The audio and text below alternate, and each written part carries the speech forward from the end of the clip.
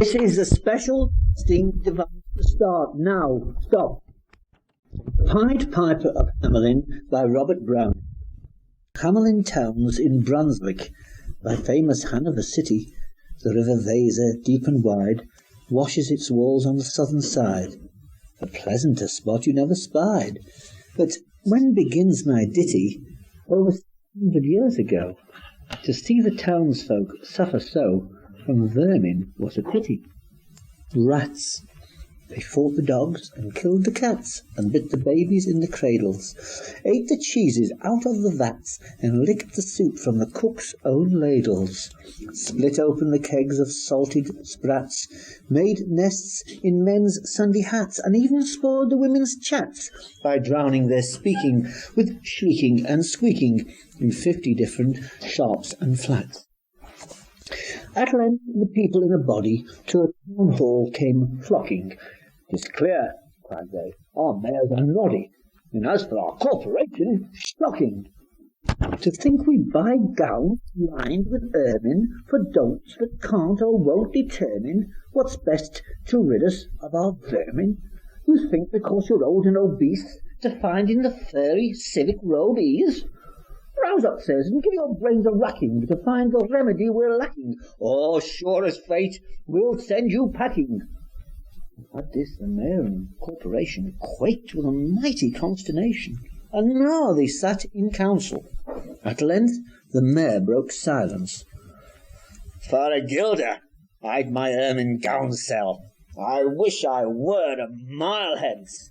It's easy to bid one rack one's brain. I'm sure my poor head aches again. I've scratched it so, and all in vain, all for a trap, a trap, a trap." Just as he said this, what should hap at the chamber door but a gentle tap? "Bless me!" cried the mayor, "what's that?" With the corporation as he sat, looking little though wondrous fat, nor brighter was his eye, nor moister than a too long opened oyster, save when at noon his paunch grew mutinous for a plate of turtle green and glutinous. "What? Only the scraping of feet on a mat? Whoa! Anything like the sound of a rat makes my heart go pit-a-pat." "Come in," the mayor cried, looking bigger, and in did come the strangest figure. His queer long gown, from heel to head, was half of yellow and half of red, and he himself was tall and thin, with sharp blue eyes, each like a pin, and light loose hair, yet swarthy skin, no tuft on cheek, nor beard on chin, but lips where smiles went out and in, there was no guessing his kith and kin, and no one could enough admire the tall man or his quaint attire. Quoth one, "'Twas as my great-grandsire, rousing up at the crack of doom's tone, had come this way from his painted tombstone."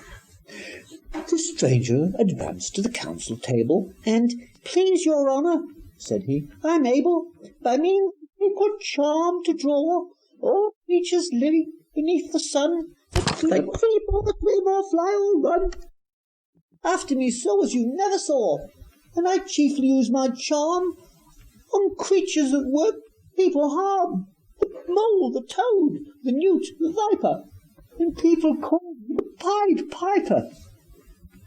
And here they noticed round his neck a scarf of red and yellow stripe, to match with his coat of the self-same check, and at the scarf's end hung a pipe.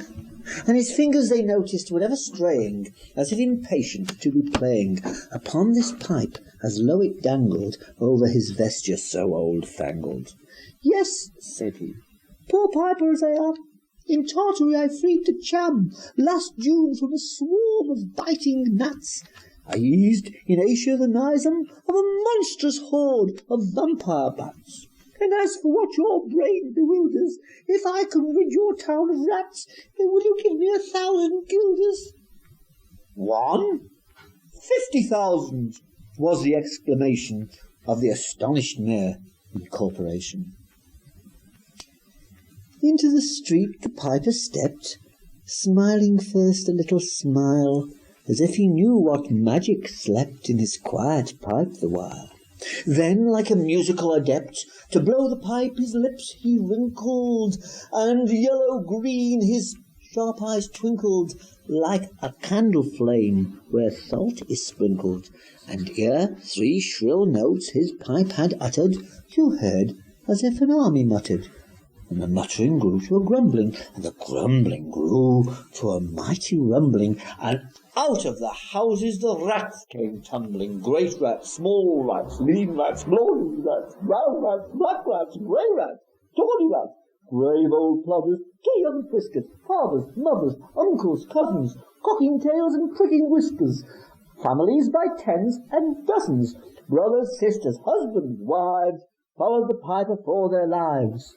Street by street he piped, advancing, and step for step they followed dancing, until they reached the river Weser, wherein all plunged and perished, save one, who stout as Julius Caesar swam across and lived to carry, as he the manuscript he cherished, to Rutland home his commentary, which was, At the first shrill note of the pipe, methought I heard a sound as of scraping tripe, and a putting of apples, wondrous ripe, into a cider press's gripe, and a moving away of pickled tabloids, and a leaving a jar of conserve cupboards, and a drawing the corks of trade oil flasks, and a breaking the hoops of butter casks.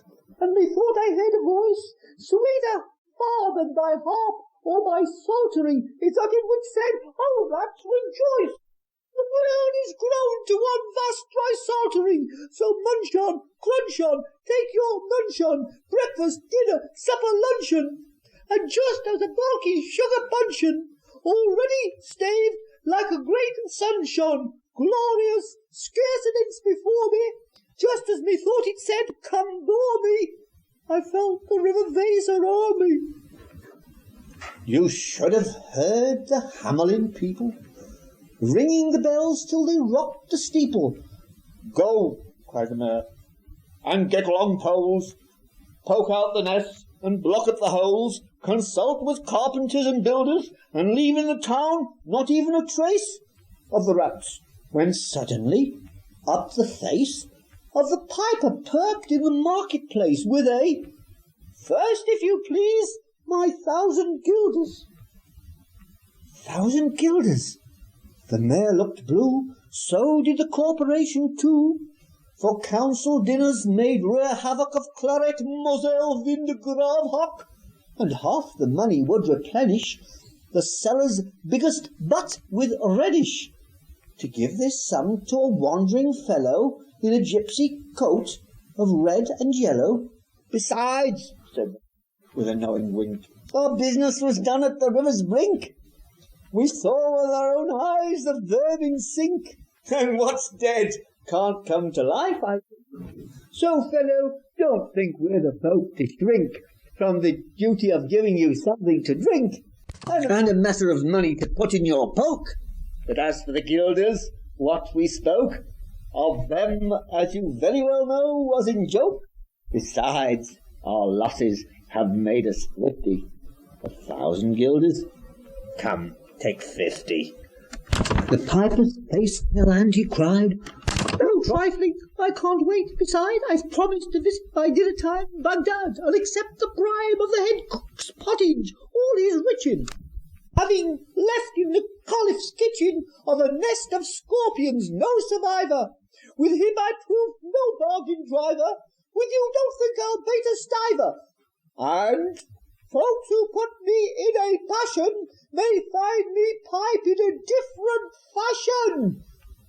How? Cried the mayor.